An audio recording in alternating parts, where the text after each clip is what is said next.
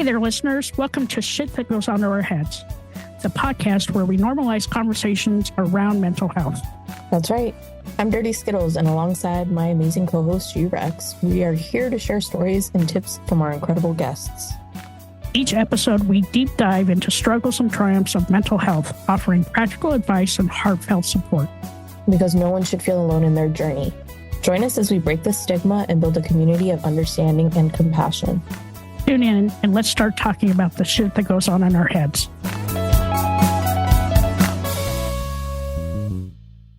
3, 2, 1.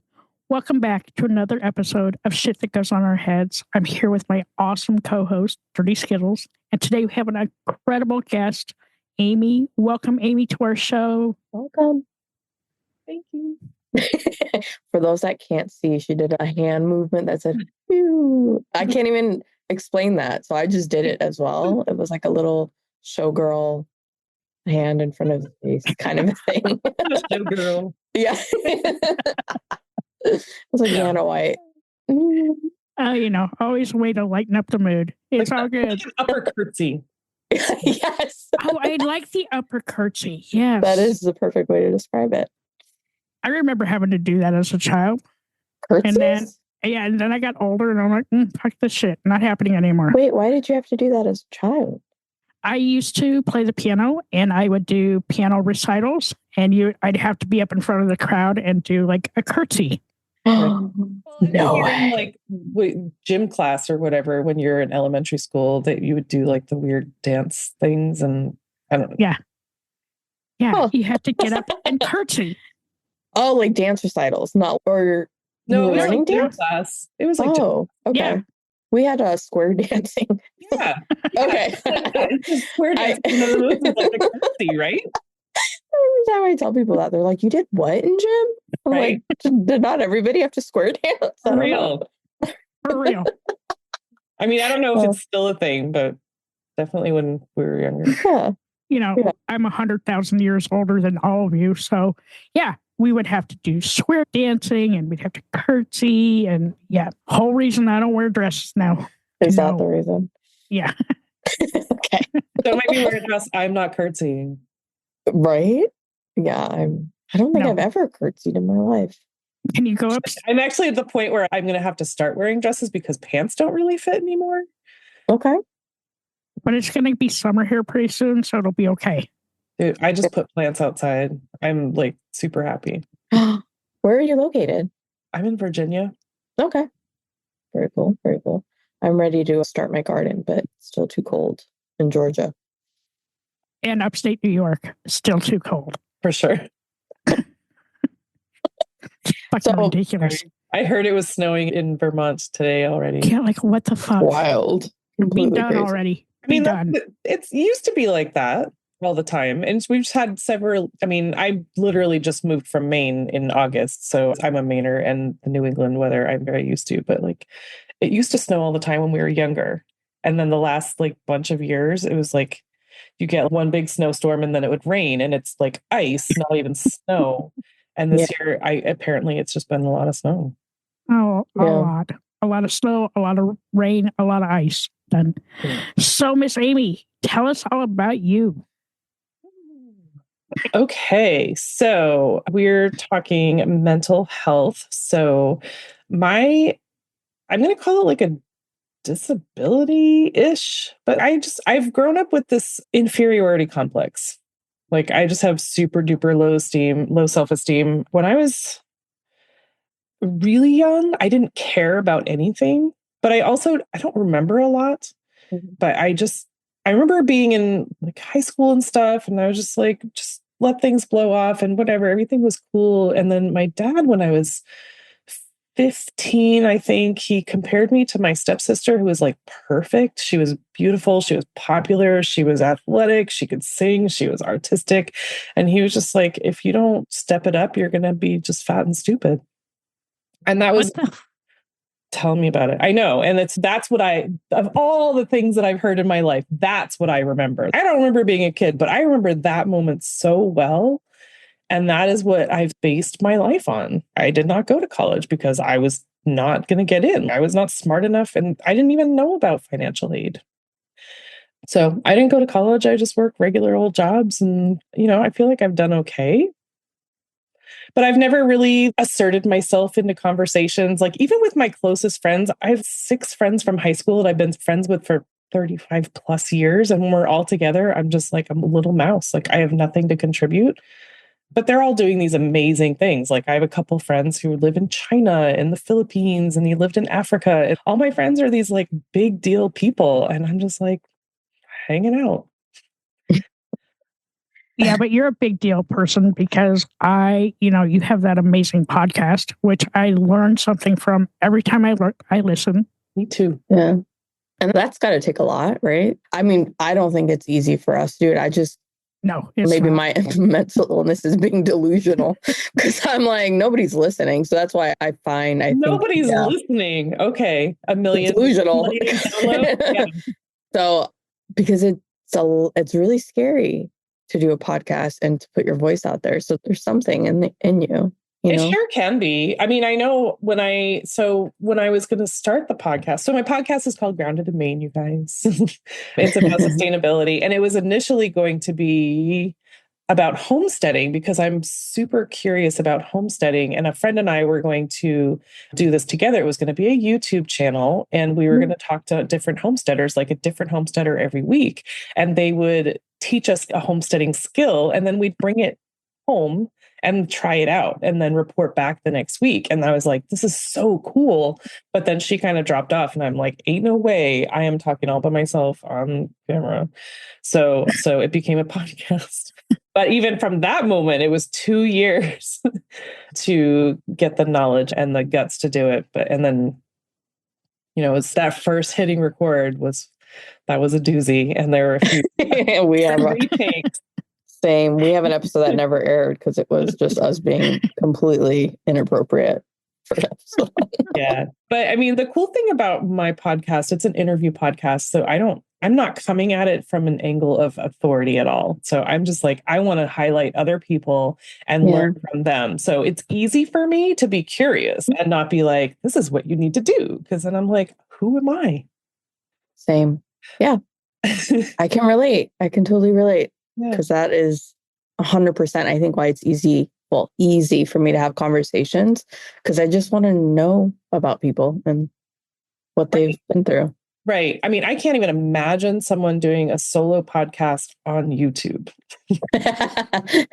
Like, I am just looking at my face, and whenever I'm like doing an interview and I'm the first person on, I'm just like, thank you, Jesus, for showing up, because I do not want to look at my big face the whole time. My face is just really big right there. But so, I mean, inferiority complex, that's just me. I did not do great in school. I really hated school after that whole thing. But I'm a singer. I was a singer. I am a singer. I just don't do it in public. But I was singing choirs for 30 something years. And I would sing solos and stuff. And then anxiety really settled in after I got married, and because the rehearsals were all at night and it was like Maine and it was snowy and in the middle of the night, and I'm exhausted and I was scared because I couldn't even see the road. And so I just bailed. So I stopped that, but I was really good. But so when I was in high school, all my friends were in plays, like they were in the drama club and whatever. And so I wanted to hang out with my friends. So, and I was like, I'm a singer. We're doing musicals. How hard can that be? And I had a role, I think it was junior year. It was junior year. I had the role of Grandma Tzeitel in Fiddler on the Roof. Very maybe 2 lines, and I forgot my lines. I had total stage fright and I just started crying, and it was over from there. Wow. Yeah. Isn't that everybody's the nightmare dream of I'm somewhere and everybody's watching, that's mine. Everyone's staring at me and I can't. Yeah, totally. Yeah. I lived it. But look, we're still here. Yeah, somehow. Yeah, for sure. But I mean, I really just lived my life like that. I never dated. I moved to Utah to get a man, to get my husband, because I grew up as a Mormon also. And that did not happen. I was only there for a year. I ran out of money and I came back home and I was just hanging out. I worked 2 jobs forever. And then I met my husband that is not my husband anymore. And that all was great. Yeah. You guys met at It felt work? very weird. Oh, No, okay. We met online. And even before, I wanted to, oh gosh. So I just put all my crap out before we even met in person. We met online. We talked for a little bit and I was like, here's all my shit. If you still want to meet me, cool. I do not want to waste anyone's time. I am not in this for a game. And he was like, cool. But like, my dad is now on his 5th marriage. At that time, he had only been married and divorced 4 times. And so I was like, I have a lot of feelings, a lot of baggage. Right. I don't like my stepdad. And, he was like, cool, let's do it. And so we did. And I think it was great. Why the laugh after? Because then he cheated and destroyed my life and just made it everything every nightmare that I ever wanted. Yeah. That's because people suck. That's because people suck. I know. But it was like, I already had that inner shitty feeling about myself and he just fed off of it. Pretty much. Yeah. But yeah, I mean, so I never wanted anything more than just to be settled. Like we moved around a lot with all marriages. So we moved around a lot and then I moved away and then I came back and I was working 2 jobs and I was just really busy and I was also pet sitting. So 2 jobs and pet sitting. It was a little bit, but so I was like, we have a house. I'm never moving again. I'm going to die in this house. And then I had to move. So complete turning of your life. Everything got flipped over. Yeah, for sure. Yeah. And you hear stories when people get divorced, like usually the woman will stay in the house and whatever. And that is not the case. It's not the case. Even when they're cheating, even when they're faults. Yeah. It's because it's money. It's just money. Money is evil. Money is evil. It's true. So when you're going through all that stuff, right? Did you try and keep, how do I say this? Did you try and not have to have that negative self-talk about yourself? Or like, how do you stop that conversation from happening? I mean, luckily I had the podcast and that was, it was like air. It was like oxygen for me. That was what kept me upright. Yeah. And I, thank goodness for the podcast. Like I have this group of friends that are just so generous and so very cool. G-Rex is one of them, but I would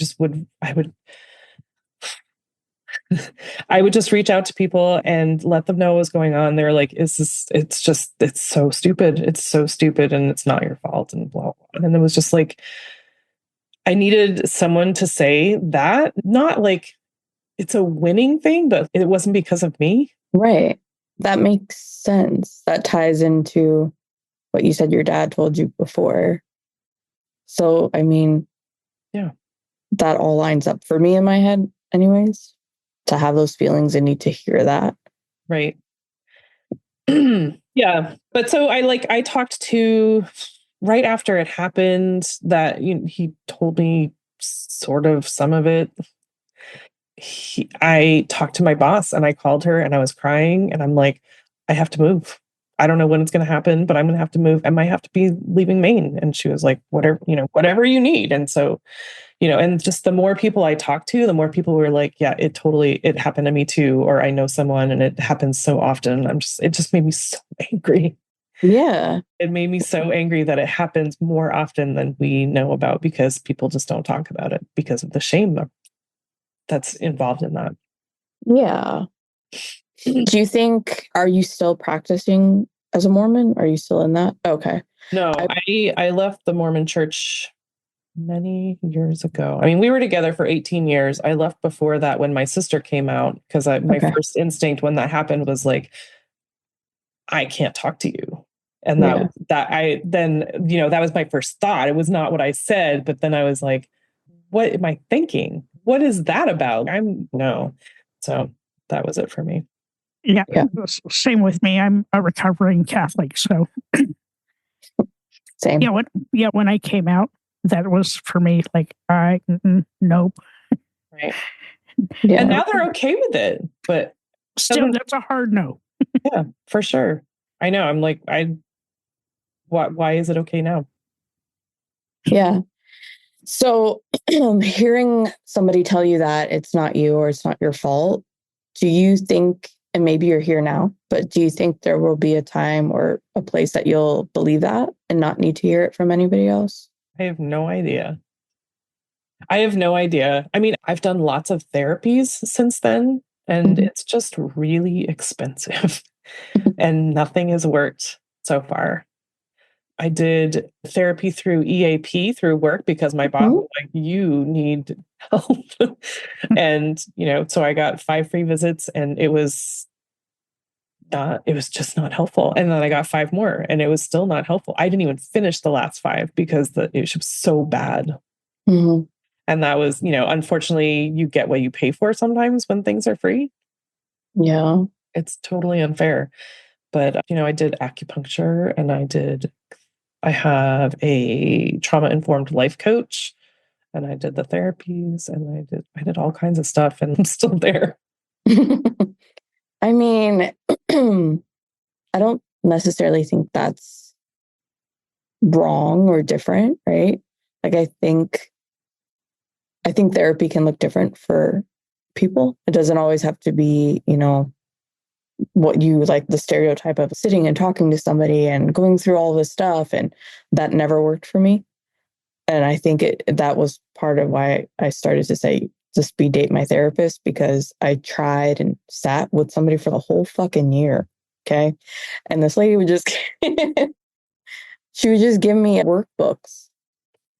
I don't give a shit about her. I was like, yeah, I did it. It's great. And just for a whole year. And I thought it was me. I thought, oh, I guess I'm just so bad that I can't. I'm so broken. Yeah. Right. They like it's hard to explain because it's like when you have that feeling, you think you're literally the only person that's ever been that bad. Like they've never seen somebody like this before. Right. So like it can't be fixed. But then trying again years later and being set like, nope, I'm going to find a way to help myself.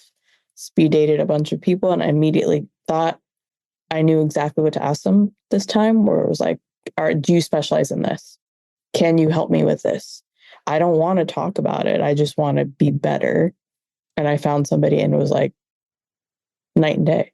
Wow. And I think the only reason I pushed for it is because you get to a point where you're like, well, there's nothing else happening. I mean, yeah, you get to that point. So I don't think because you haven't found something yet that's the end of the story, right? I think totally this is such a real raw story that a lot of people are probably in that spot where you're still going through it and learning. Right. Yeah.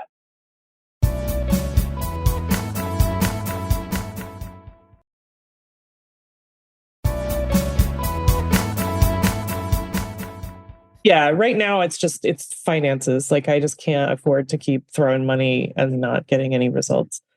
But yeah, I had one of the EAP therapists was like, you have this negative conversation going on in your head. Here are some positive things you can just practice saying. And I was like, that doesn't feel real to me. Yeah. Like, I can say it, but there's no feeling with that. And that was when I ended up talking with my trauma-informed life coach, who was just like, you can't do that because then you're lying to yourself and then you hate yourself for lying to yourself. I was like, that is what she just put it to words. Like, I was like, that is what that is. Yeah. Yeah. I know for me, for like my therapy, excuse me. But like with Dirty Skittles, like she had to speed date her therapist. I had to speed date mine too. So finally by the third, fourth one, I found the one that did it for me. But I also incorporated other types of therapy, right? So I've done some energy therapy. I do a lot of art therapy, and I write because sometimes I just don't fucking want to talk to people. And I know everybody's not want to talk to people. Yeah, there are sometimes I just don't want to talk to people. Yes. And I'll just write those thoughts down, right? Because now it's out of my head and on a piece of paper. And if I don't want to revisit it, I can rip it out of the notebook and throw it away. Will that thought come back again? Maybe at some point in time in my life, but right now it's out of my head. Yeah. And like I'm the worst when it comes to negative self-talk. Like I talk shitty to myself every day. Even though I know other people are not, I talk horrible to myself every day. But I also make myself a list of good shit I did during the day, right? Like I don't write down the bad shit unless I really need to get it out of my head. But I write down the things that like, oh, this was a win today, or hey, I finally did this. I know it's been on my to-do list for 12 days, but look, I got it done. So those are some of the things I do. I'm the picture girl. I like to take pictures of things that make me happy because I don't say, I mean, maybe I do have negative self-talk, but I think I'm more like, you could never do this. Why try? That's what I hear in my head. Don't be dumb. Like you're not capable of whatever.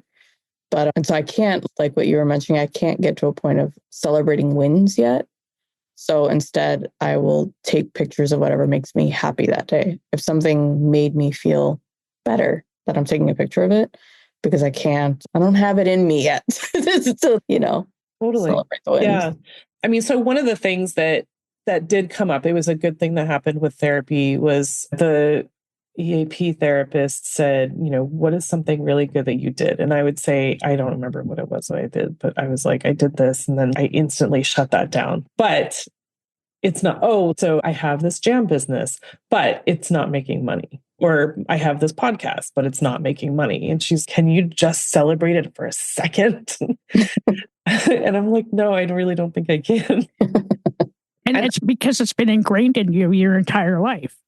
When I opened up my own company, I had a little bit of inferiority complex. I also had a whole shit ton of imposter syndrome. But then I started taking myself out of the picture and seeing the good that I was bringing into the world. Other people, yeah. For other people. And that helped me to realize that, okay, I am okay. But I still get those days. Like I've only had my own business now for a month and a half-ish. And so I still have those days, but I can't imagine having to go through that my entire adult life. And like, I wish I had like more tips and tricks, but I am so not clinical. I am anti-clinical as a matter of fact. But I do things that make me feel better. And like anytime that you and I have talked on the phone, I always try to make sure I leave you with a smile or a laugh because that's my way of coping with stuff lately. Absolutely. Same. And I appreciate that always. I mean, I'm not like sad all the time. And when when you do the doctor thing, it's not like I don't feel like I would be better off dead or anything like that. I'm not mad, but it's just like taking on new things is really hard. I think I was telling G-Rex, like I'm scared of AI. I know that it's helpful. I cannot like make my brain absorb it, understand how it works. But just stuff like that, like new things are hard for me now. It's just my brain is not able to take it in. But I mean, I know I'm making a difference with the podcast. I'm just not making money at it. So I'm still dependent on the job and it's not really making great money. And I'm still like scared every day that I'm going to have to foreclose on this house, which is really scary. Yeah. Can't you sell your eggs? Because like they're worth $1 million right now. Oh my gosh, dude. Chicken eggs, you mean? Right? Chicken eggs. One of my chickens was just killed this week and it was tragic because I had 3 eggs a day for 3 days. Man. So I'm gonna start buying eggs again. But yeah, I only have three. I have 4 hens. 2 of them are not laying. They're just cute. They're in their feels. I have a question. Yes, ma'am. How do you measure success in the things that you're into? It depends on the thing, I think. For me, like the podcast, I feel like it's a success because I know it's making a difference for some people. It's not really listened to a lot. So I feel like it would be like a real success if I'm not going to say 1 million downloads, but if I knew that a lot of people were listening and if I had more interaction with people. That's a weird thing. I have a lot of followers on Instagram and I feel like people should be interacting more. But then like my jam business would have been a success if it was making money. Yeah. And in general, success is doesn't really play in. Yeah. I asked because I think that there is value in, there's probably greater value in making yourself happy with whatever it is. And not necessarily having to measure it up against anything but you and what it is that you're doing it for. And so when I hear you talk about like the stuff you're passionate in, I don't necessarily hear you doing it for money, but I could be wrong. We're just now meeting, I don't know. I'm curious and interested to see how you find your way through this, Like I want to stay in touch and she just mouthed me too. Me too. That will be interesting. No, I think that, with the podcast, I think that if people feel empowered, that will feel like a real success for me. If someone wanted to give me money and be like, I appreciate what you're doing, I support you, that would be even better. That would feel like more of a success. If people were like, please, can I just give you money to keep doing what you're doing? But with the podcast, I don't know about success, but I have so much fun. I get so much out of these conversations that I have. I'm sure you guys do too, but like every time you guys get to batch. I do not understand how you do that because I'm just like, I am so drained at the end of one conversation. But at the same time, I'm like, when do I get to do this again? Literally us after every day of recording, we're like, your social battery just. Yeah. But we also learn so much during that time, right? And we record one Saturday a month, but we are still talking to each other every day, mainly just because we need a good laugh to get us going through the day. Yep. Or because something cool is happening. But we, this is like our free therapy. Mm-hmm. But we also get to empower our listeners to, let them know that, they're not alone in that with their own journey. And like, they can maybe pick up a little nugget from this conversation and try and change something in their own life. Well, that's what I hear a lot when I'm listening to you guys. Like, I totally resonate with that. That just feels so familiar to me. And then I'm like riveted. Like, how does it end? How do we get out of that? I think same. Like there are certain things I'll hear, like just us in our conversation right now, where I think I'm finding myself being challenged because I think there's a part of your story that is the inner voice that I have. So I'm like, no, like I want it more for you than I want it for me.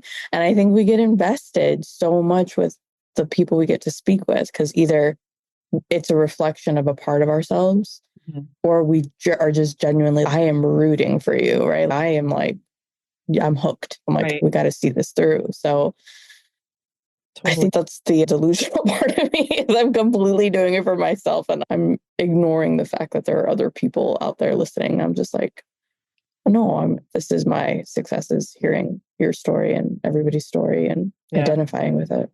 Right. And so many of my podcast guests, I consider friends at this point. Like after, having this hour with them, plus I'm just like, I follow them and I'm like rooting them on and I've included them in my email list and future collaborations are just, it's amazing. So like, I'm on this, Rex, I can't remember if I told you this or not, but I want to buy farmland. Did I tell you this? You gave me a little inkling, but like then, life got in the way because, that always happens lately.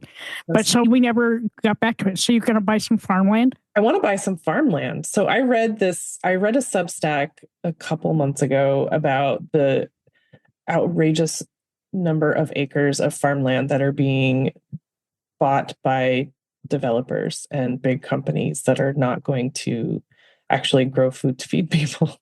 And that just hit me really hard because I am such a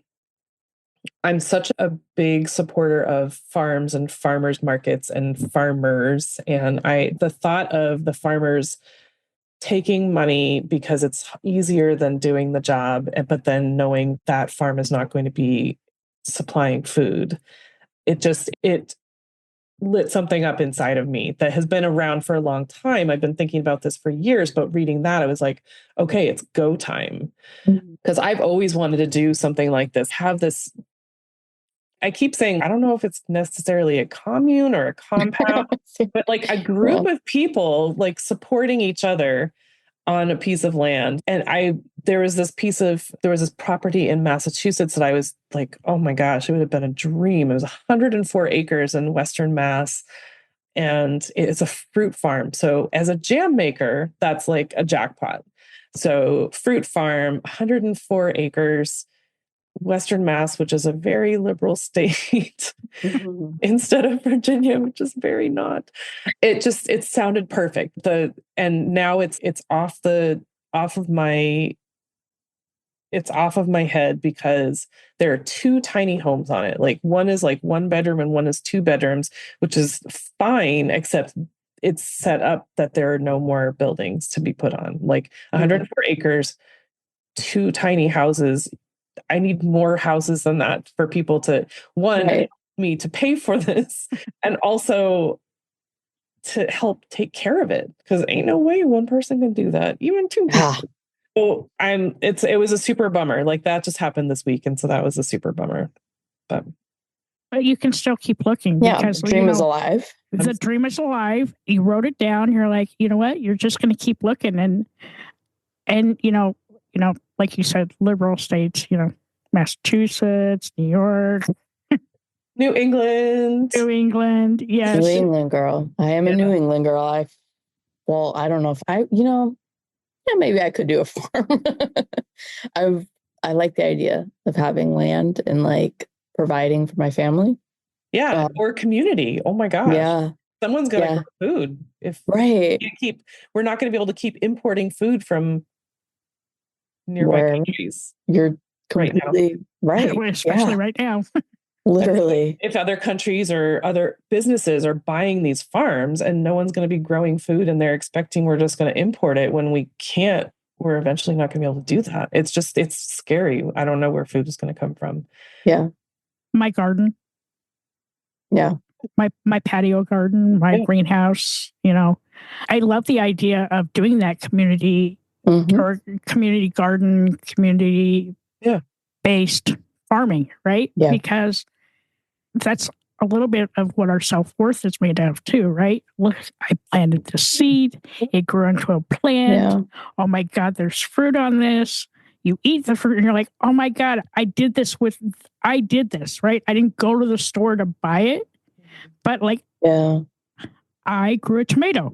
It's the best feeling. It's the super therapeutic. Yeah. It's super therapeutic. Like up here in upstate New York, our porch faces west.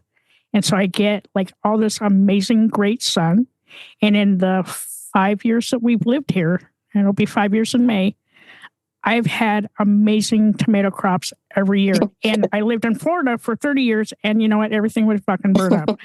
But here, like I do my little baby tomatoes, try a new plant every year. I hope to God this works. But, so I'm also contending with the animals. We have 8 zillion deer here. We have rabbits. We have woodchucks. Everybody that likes to eat stuff that you don't want them to eat.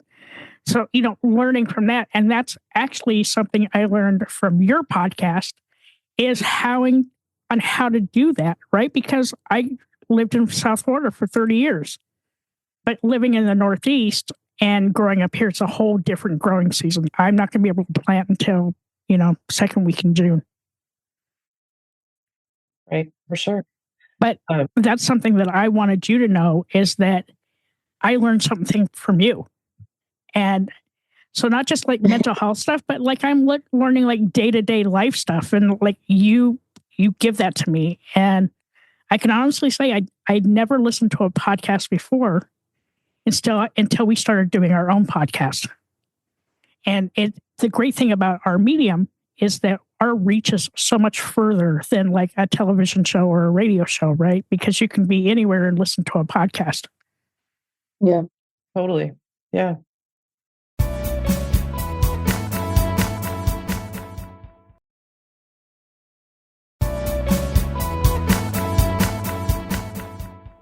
You've probably heard me say on the podcast a few times that I'm like sort of secretly building my group, my team.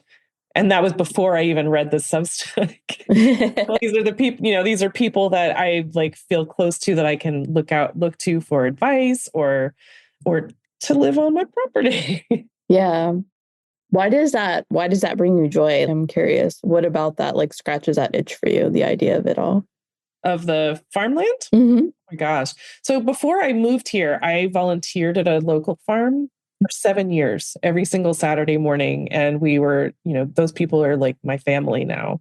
I saw them more than my own family. And it was like, it was such a great experience, start to finish. G-Rex was just saying, you plant the seeds and, you weed and you water and all the things. And this farm donated everything to the food banks. So we were literally, we were building community and we were feeding community. So it was beautiful. It was this beautiful thing. And I would love to be able to do something like that wherever I end up. And that was like, this 104-acre place. I was like, this could be like, we could do retreats, we could do events, we could have you pick fruit, we could have, people come and garden and, have it be part of their own therapy, like digging in the dirt and growing something. Is so, like you were saying, it's just so, it lights a fire in you. And it is such a great feeling of accomplishment. And and I could do a farm stand with the vegetables and the fruit and stuff like that. Like it was so perfect, except that I can't do it by myself. Yeah. But, I'll find some place. I love that. I am in the process of getting like a little cottage license here in Georgia because I love baking bread. And I love baking, period. Doesn't matter what it is. I love cooking. But my idea, or like I have this vision of what will make me happy, which is just baking fresh bread and cookies. I have a little stand that I roll out to the corner. All the parents that bring their kids to the bus stand, I was like, how cool would it be if they can just come and grab like a little breakfast bread or whatever, like just having that to send it off with the kid or bring it home with you after dropping the kid off. Right. And there's the whole like I enjoy baking as well. Like you can bake all this bread. It just makes me so happy to bake and create things, but I can't eat all that. Same. I have a gluten problem, but I'm gonna make you the best bread you've ever had. It's just, I don't know, that will bring me joy. So that's kind of what I'm pursuing. And I think eventually, I mean, G-Rex knows the tomatoes we've had. So every year we've planted 2 tomato trees and we get all kinds of tomatoes, like crazy growth, because I had to learn to not kill the spiders, but even make the sauce from it because there's just too many tomatoes. We're not going to be able to eat these, and we're making sauce from it. I'm like, I could sell that in the little cottage. And heck yeah. So can you imagine that? Because have you had to buy pasta sauce at the grocery store for it's like not even that $8 good. a jar? Yeah. And it's full of all the garbage, the sugar and the gosh. Yeah. I refuse to do it. I mean, that's part of my thing. Like for jam and stuff, people are like, "Oh, are you going to keep making a jam?" Of course, I'm going to keep making jam. I don't know if I can do it for the business yet, but I refuse to pay that money. I'm not paying $7 for a jar of jam, but some people will do it. I think I just did. I'm pretty sure we did just pay $7 for jam. But I mean, if once you know how to make jam, you can't spend that money because it is really, and people have asked me, and this is the whole like the inferiority complex again. Like people are like, why don't you like teach jam making. I'm like, are you serious? It's a book. I'm reading a book. You put fruit in a pot and you put sugar in the pot and pectin in the pot, and that's it. You just stir it. Yeah, but you would be so good at teaching a class like that because you have such a warm personality, right? And inviting. And passion. And like when you mix that all up, like you have now made gold. And you just throw all the shit in the pot, throw some salt, some sugar in there, throw some pectin, stir it up, strain it into your jars. But wouldn't that be fun? Like even to do it like a local library or like some community action project. You would be so good at it. I would come, but I'm not coming to Virginia. Okay, so maybe make your way north. I'm working on it. Mm-hmm. I don't know. We'll see. To be continued. I'm going to keep that little nugget in your ear. Like every time I'm going to talk to you, I'm like, hey, did you investigate that? And you'd be like, not a class yet. Do you do it? Are your friends interested in it? Oh, show us how to make jam. Because my friends know how to make jam. Oh, okay. They just fair enough. I mean, I talked to somebody and she was like, I know how to make jam. I just don't want to do it. I would rather you do it for me. I mean, it's really not hard. It's hard on a bulk basis. It was very stressful. I mean, so there are some folks that are like, you should just do an online class. I'm like, and then you get like the passive money, like record the class and then people will pay for the class and you only have to do it once. Yeah. But it's not hard. Like, how do I ask for money for that? Oh, I can help you with that. We're just going to, and if you don't want to show your face, that's cool. We'll put a mask on you, right? Then you don't have to look at your face. Just look at the mask and you'll be like, and here's the berries. And I don't even think you need the mask. I mean, unless you really want to. Pectin. And this is what we do. And you record it. Like, once again, I would help you do that, but you got to come north. I told you, I'm not coming to Virginia. I love you, but not happening. And I would make it fun. You would probably be laughing the entire time and we'd have 87 cuts. Not that Dirty Skittles and I know anything about that. 87 cuts on my own. Well, I'm invested.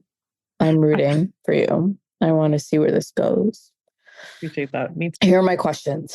If you could rewind time and go back to a younger version of yourself and give that younger version some advice, what would you say? And how old is your younger version? Would probably be a 15-year-old me and say, don't listen to him. He's stupid. Yeah, easy enough. Well, what has been your hardest lesson to learn so far in life? I think I'm still learning. Like, I would say that I have worth. That's a hard lesson. Yeah. I agree. Love that. All right. So here's my new question that I'm asking everybody. If your anxiety had a theme song, what would it be and why? Oh my gosh, anxiety. Because I'm an 80s person, I'm going to say She's a Maniac. And also because I'm a Mainer. Because the anxiety is just like nonstop. It's like a loop. And I'm just thinking, that girl running. Flash dance. So then my other question is, what do you do for self-love and self-care? So this is probably not... Okay, I'm just going to say you are the sum of the 6 people that you surround yourself with, basically. And so I just surround myself with positive people because I can't do it on my own. I can't have negativity anymore. It's just not cool. Yeah. I love that. I thank you so much for coming on. It was such an honor to have you on.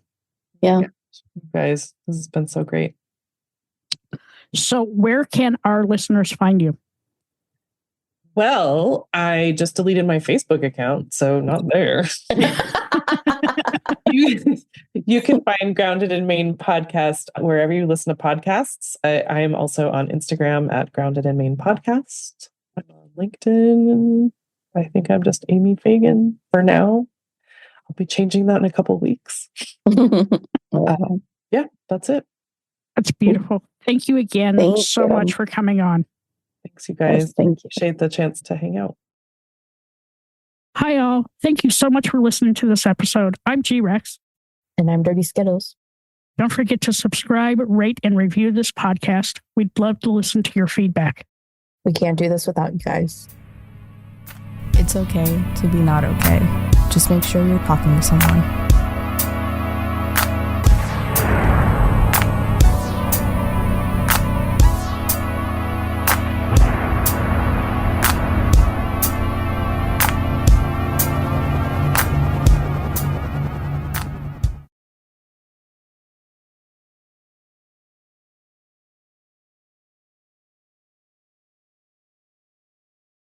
Hello everyone, this is the host of the podcast No Chit Chat Trivia, inviting you to join me every Monday, Wednesday, and Friday for some no-nonsense trivia fun. Each episode jumps quickly into 10 trivia questions on a unique topic, and with a back catalog approaching 500 episodes, there's a ton of fun to be had. Perfect for road trips or family time, search No Chit Chat Trivia on Apple, Spotify, or wherever you get your pods.